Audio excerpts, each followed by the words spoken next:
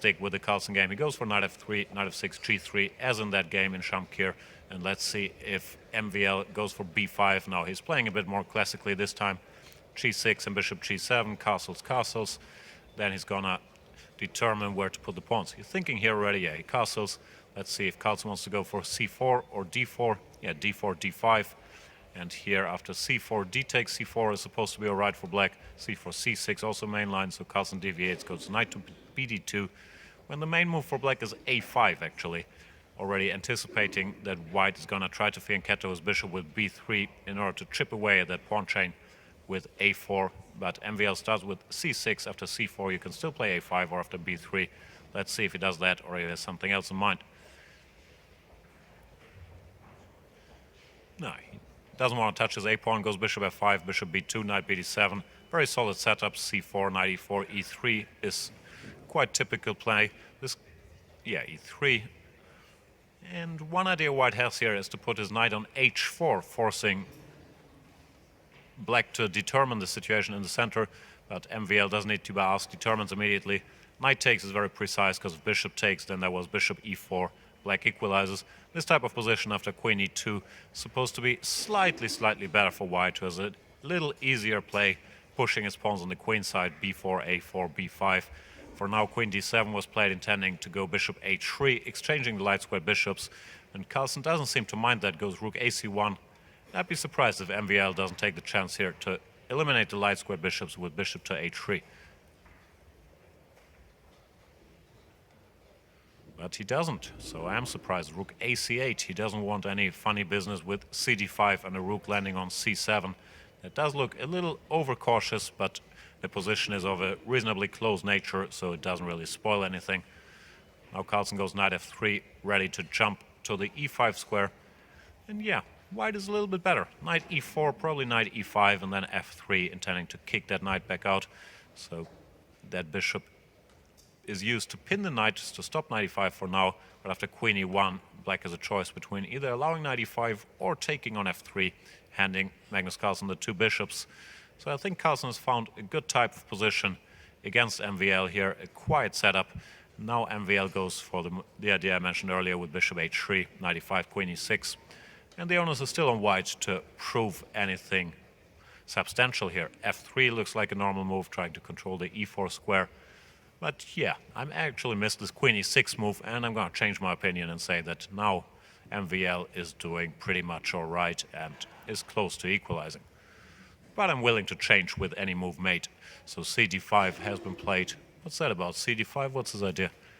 Maybe wants something on the queen side, some queen to b4 or queen to a5, probing the black pawn formation there a bit.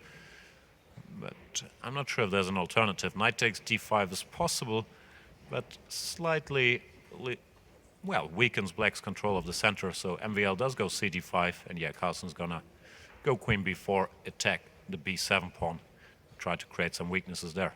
Takes. You don't really want to go b6 with black because it weakens the c6 square. So if there's an alternative, I'm sure MVL would like to play it. Maybe queen a6, but then rook c8 and queen takes e7, attacking f7, so you can't do that. You might have to play b6, but that's a serious concession because the c6 square and in general the light squares on the queen side would be huge weaknesses. So maybe once again Carlsen has managed to create something here. And as I said, I'm willing to change my opinion with any move. Now I'm going to praise him for his deep insight that he saw he could put pressure here. Yeah, b6 has to be done, but it's not pleasant. Bishop a3 targeting the e7 pawn. Rook e8, he's going to take on c8. Now black has to recapture with the queen. And rook to c1, wrestling control of the c-file with a significant edge for white, I would say. Queen f5, trying to create some counterplay on the king side. But there's no big threats yet, just one queen check. And Carlsen doesn't seem overly concerned with it. Goes queen a4, the check is given, king g1.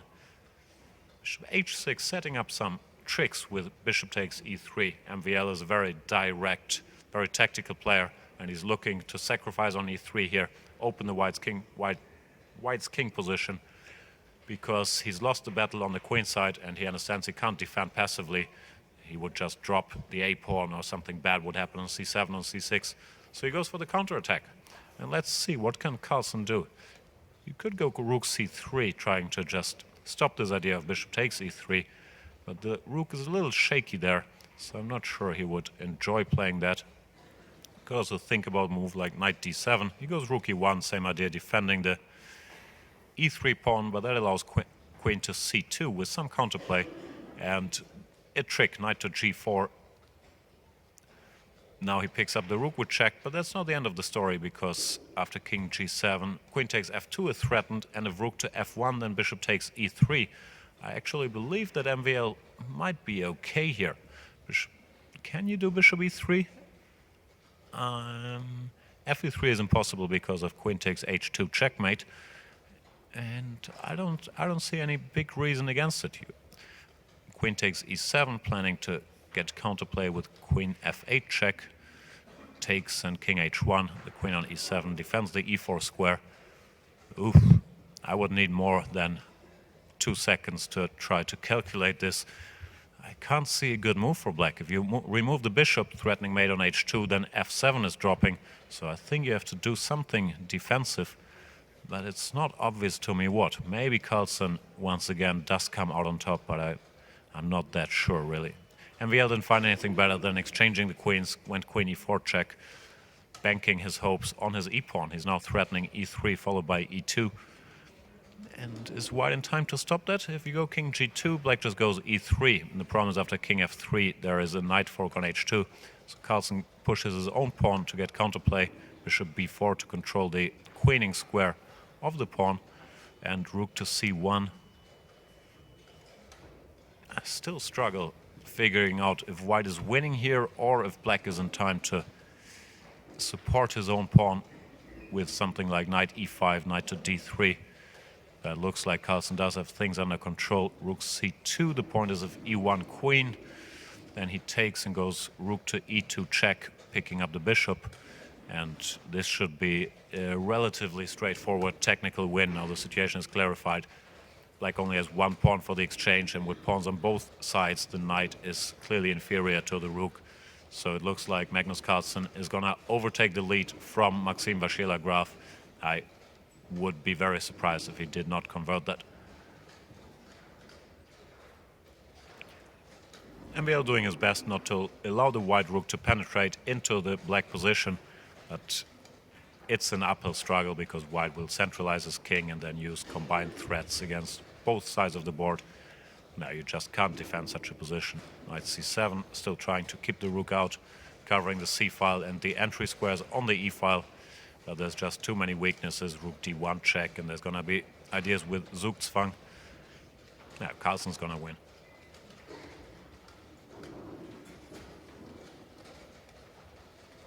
Taking his time here. And now the rook is allowed to enter the black position.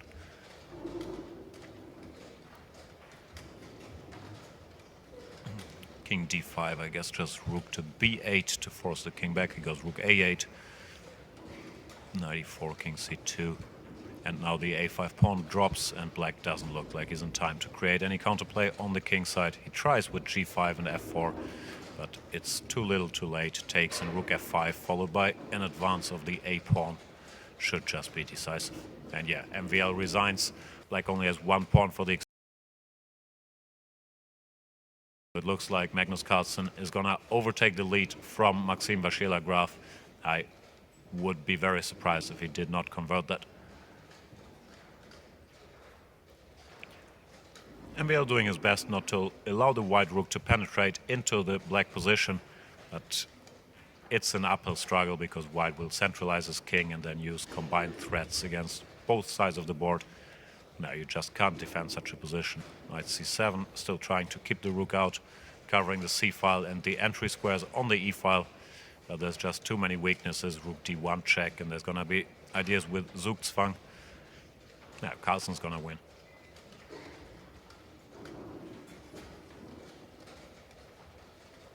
Taking his time here. And now the rook is allowed to enter the black position.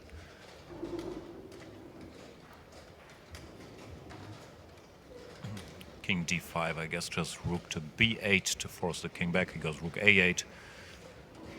Knight e4, king c2. And now the a5 pawn drops, and black doesn't look like he's in time to create any counterplay on the king side. He tries with g5 and f4, but it's too little too late. Takes in rook f5, followed by an advance of the a pawn. Should just be decisive. And yeah, MVL resigns.